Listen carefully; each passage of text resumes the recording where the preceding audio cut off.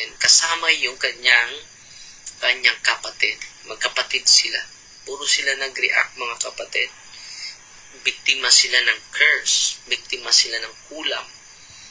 At yung demonyo ay natukative. Hindi naman tayo maniwala sa kanila. Ino-offeran pa ako. $1,000,000 daw ang ibibigay. Just imagine, $1,000,000 daw ang ibibigay sa akin kapag hihinto na ako sa pagdadasal.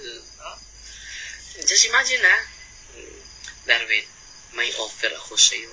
No? Kapag hihinto ka sa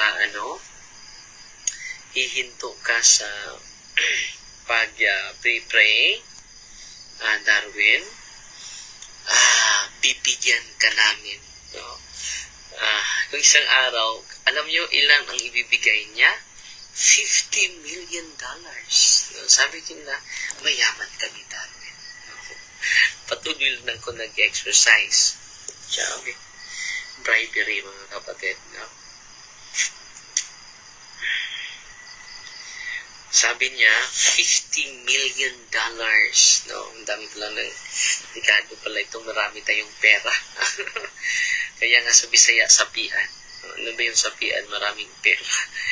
So, yung mga demonyo, mga kapatid, no? Grabe. 50 million. Ino-offer na ko ng $50 million. No? Basta lang, hihinto na ako sa pag-pray ng solemn exorcism. Na-shock na ako nung isang araw, ino-offeran ako ng $50 million. No?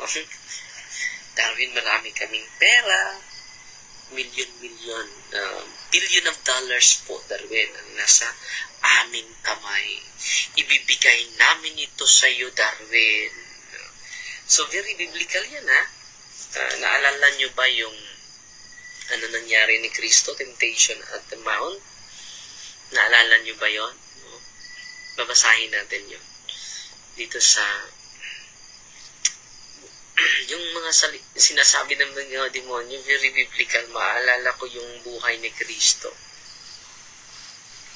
Dito, mga kapatid, sa chapter 4, dito, ang pagtukso kay Jesus. Babasahin natin yun,